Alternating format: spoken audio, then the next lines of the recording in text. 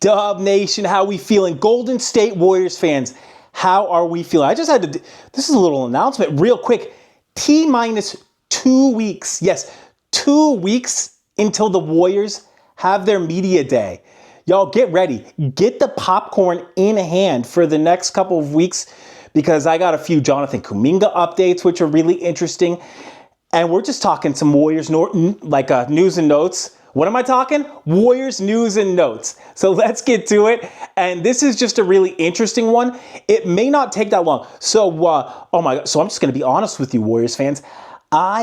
It can be difficult to talk about things over and over I'm just going to tell you, I'm trying to stay neutral with my feelings and emotions towards this whole Jonathan Kuminga fiasco because it's just like, the Jonathan Kuminga fiasco doesn't care about our feelings, right? It's about business and basketball. And we're definitely near a conclusion. We are definitively near a conclusion. I just have not 100% sure what it's going to be, but let's talk through this a little bit. What do we know? So huge updates today. So there have been Shams has put out some stuff.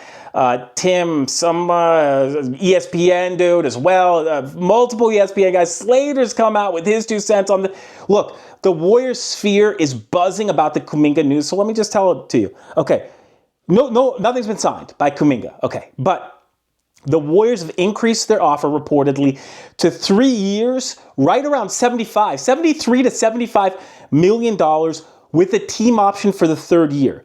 With a team option for a 3rd year. Now we're just gonna blow through this, and then I'm gonna give you the omelet. I'm gonna let you know what I think about almost all of the things that I'm really sort of cruising over right now. Reported Warriors offer 3 years, 75. Kuminga's camp wants a player option for that 3rd year and is willing to take in the $20 million per year, per season for a player option. The Warriors view the option as a non-starter. Kuminga's camp has countered with a 1-year souped-up version of a qualifying offer. The Warriors have declined that. That's just, we are still flying. Oh, we're still going. Speaking of flying, Mike Dunleavy Jr. has reportedly asked Joe Lacob, and they flew to Miami in August, or a few weeks ago, right? They flew to Miami and talked with Kuminga face-to-face, Kuminga and Warriors owner Joe Lacob. Essentially, Lacob asked, do you want to be here? Do you want to be with the Golden State Warriors? Kuminga retorted with a question of his own. Interesting, he answered a question with a question. He said, do you want me to be here? Do you even want me to be here? This is all interesting on many fronts. But we're going to continue. We're going to continue to just move on because I'll give the omelet. I'll tell y'all what I think about this. But we got to give the facts, essentially, the reported facts first. So, Dunleavy Jr. asked Joe Lacob to fly down, and that was said in Miami between Lacob and Jonathan Kuminga. The Warriors, factually, they turned down Malik Monk and a first-round draft pick for Jonathan Kuminga in a trade. The Warriors in the past have also, this is a fact, they've turned down Alex Caruso. He helped the Thunder. I would say he helped lead the Thunder defense to a championship this season. Alex Caruso, they wouldn't trade him for him, the Warriors. And Joe Lacob reportedly was the driving force in Jonathan Kuminga being drafted number 7 overall. And this is interesting as well. I think I already said that just now, but it is reported now that many Warriors players and personnel, right? So people who have played the game of basketball, who know the game of basketball inside and out, said, I want Franz Wagner on that team. You have to draft him over. And Joe Lacob, businessman, really doesn't have to do anything to do with basketball. Joe Lacob doesn't have anything to actually do with basketball, even though he owns 2 teams. I understand that. He doesn't understand anything about the game. Businessman said, look, I'm a businessman, and I'm going to make a basketball decision, and we're going to draft Jonathan Kuminga. These are just essentially the facts. Now, full stop. Stop. Okay, then. In my opinion, let's just talk about some thoughts about this whole thing. I think that if Mike Dunleavy Jr. had to get had to ask Joe Lacob to fly to Miami with them to talk to Kuminga, I believe Mike Dunleavy Jr. should have quit his job right then and right there. It is not Joe Lacob's job. Joe Lacob is a gentleman who signs checks. And so far, he has signed an a high amount of checks for incredible value. It is Mike Dunleavy Jr., general manager Mike Dunleavy Jr.'s job to sort out and negotiate said contracts that Lacob signs. So Lacob is paying general manager Mike Dunleavy Jr.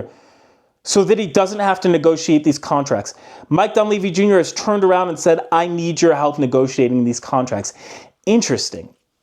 So full stop, I think that's almost malpractice, and that's a sign that Mike Dunleavy Jr. shouldn't be the general manager of the Golden State Warriors. And I'll put it this way, actually. This is very interesting.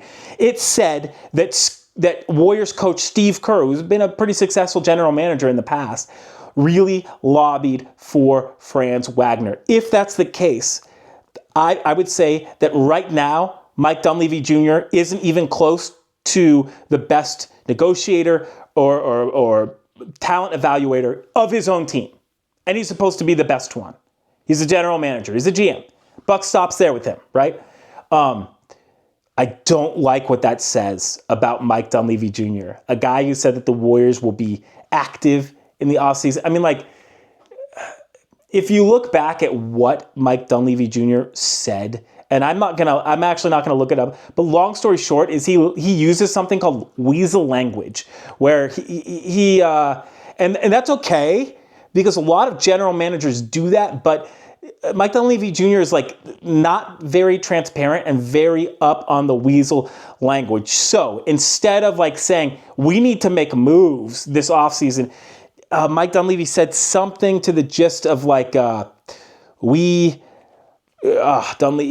I'm trying to rack my memory. I have a computer right here. I could just do it. But instead of saying we need to make moves, he said that the Warriors would have their fingers in everything. They'd be active in negotiations. Got it.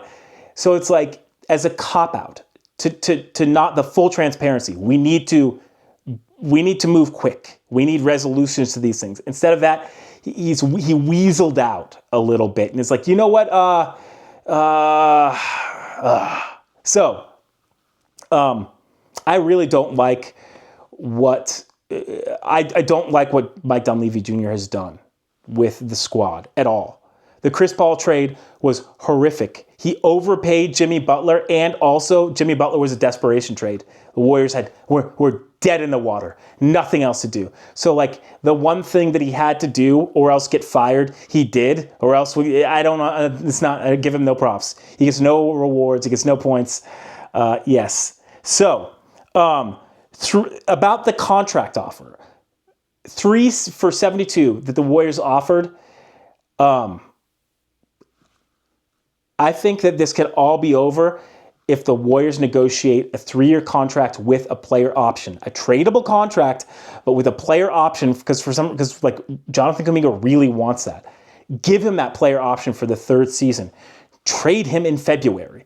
But I think that the best way for the Warriors to resolve this is to sign Kuminga and then trade him. Whether they trade him now or they trade him in February, that is by far the best option. He doesn't fit with the squad at all. He doesn't fit with the squad. So it's but here's the good news of the Warriors. Jimmy Butler, Steph Curry, and Draymond Green are good enough to win in spite of Jonathan Kuminga being on the squad, and they've done it in the past. So it's even though Jonathan Kuminga isn't a team player per se, ask him. He'll tell you. He's no, I'm an individual player who wants the team to be molded around me. So he's not team first. He's player first. Despite that, I think that the team first mentality of Draymond, Steph, and Jimmy Butler will overwhelm and it will trump Jonathan Kuminga's selfishness. And I truly believe that. They've won in the past despite Jonathan Kuminga and his terrible field goal percentage last season, the really bad 3-point percentage that hasn't improved. So it's they can win in spite of him. So that's good. And I think that the Warriors for the first few months of the season, because I don't think that they're going to take any deals right now, I think they should re-sign him, for the 3 years, one player option for however much, and win despite him. And you would hope that, like, in the winning, that Jonathan Kuminga would come to his senses and be like, hey, look, I don't need the ball to score. So, like, all Jonathan Kuminga needs to do is buy in on defense rebounding and say, I can score without the ball. And he's good to go. But so far, Jonathan Kuminga's like, I do not want to play defense. I don't like it. I hate rebounding. He's like documented to say rebounding is not part of his game. And this is the killer, though, is where Jonathan Kuminga is like, I will not play team basketball. I will not pass. I want the ball. I want the ball to score. So in order for me to score, I have to have it my way. 2 points to Jonathan Kuminga doesn't look the same. So if Jonathan Kuminga gets 2 points off of working the baseline in Genius, I do not think he likes that. I don't think that he likes to work the baseline without the ball. Jonathan Kuminga, the only way he likes to get his points is his way, which is get the ball at the top of the key or whatever, everybody get out of the way, and then he does a few dribble moves and shoots at a very low percentage at the rim, or goes up at the rim and he's like, oh! He does that a lot. And I'm not kidding at all. He'll go up to the rim, like hit his own hand. Draymond used to do it. And go like that. It's like, dude, bro, finish. Just finish. Anyways, Jonathan Kuminga like crashes towards the hoop with like non-moves and goes through people like offensive fouling and thinks that he's going to get the calls like Joel Embiid. It scares me. It scares me that he does that. It scares me for the Warriors' future that Joe Lacob's like, yeah, I so want that. No easy points. So like, here's just a prime example of philosophy. The Warriors believe in tic-tac-toe for the easy bucket. Jonathan Kuminga does not believe that. He believes that he's the tick, he's the tack, and he's the toe, and it has to be like that, and he has to score the bucket or nothing else matters. And I get it. He's just one of those dudes. He's one of those dudes, you know? So it's like you got to win despite guys like that. And sometimes they help you out. Occasionally because they are brilliant individually, but it doesn't matter because it's a team game. So I think the Dubs turned down the Malik Monk trade because Moses Moody would have been included. So for the record, the Malik Monk trade and the first wasn't as easy. However, I would have traded Kuminga and Moses Moody for Malik Monk, that first round draft pick, which I immediately flip and get Tumani Kamara, right? So it's like in my dream world of like, I easily accept that, think outside the box, expand the pie, all business terms. If you're Golden State Warriors, or just, you know, a layperson, speaking of that. And what you do is you flip Malik and the first into the trade exception, another one or two more firsts for Tumani Kamara. Therefore, you're trading for Malik Monk. Probably would win Sixth Man of the Year with the Warriors. Probably, honestly. Hasn't he like won it before? So yeah, so you trade for a Sixth Man of the Year and also Tumani Kamara. All defensive second team, should have been all defensive first team in my opinion. One of the top 5 defenders in the league, can be had, but they won't do it. They simply won't do it. It's because I believe that the Warriors like their own story rather than thrive in the prosperity of winning and success, right? Because if I were to offer you humbly, as a look, excuse me, Warriors fan, DubNation, would you take Malik Monk, who is going to win? He's going to be your microwave scorer, your scorer off the bench, and your Sixth Man of the Year. Would you take him and Tumani Kamara, who answers all of your defensive problems for the history? You'll never have to worry about a defensive problem in the history of the Warriors if you got Tumani Kamara, but they'll not do it. They'll not do it. Even if that was true, they still wouldn't do it. They wouldn't do it. They just refuse the prosperity of having a complete team that complements each other. They would rather have an incomplete team with Jonathan Kuminga because that's who Joe Lacob fawns over, right? And that's it. So it is what it is. But for the record, you missed everything. I believe that the Warriors are actually close to signing Kuminga, and I think that it'll look something like that 3-year 72 with a player option. Gosh, cutting this off right now for sure, because it's like, it's so difficult to talk business all the time and to just talk about one thing. Like, and I get it. It's like, I could move on and be like, who are some free agents, but I can't, honestly. Warriors and the media, how many other things, real quick. Who else in the Warriors media sphere is being like, hey, these are the lineups that I see, and are projecting lineups, projecting style of play for the Warriors? Who's doing that? You can't do it because they don't have a stated roster. It's unprofessional malpractice of the Warriors. Absolutely. I'd say that to all of their faces, that they do not have a prepared basketball squad, when the only thing that you need in basketball is a prepared basketball squad. What? They're not doing the only thing that you need to do. They're not doing the only thing that you have to do in order to play basketball. You literally need a basketball, rims, and teams, and the Warriors don't have one. It's scary. It's super frustrating.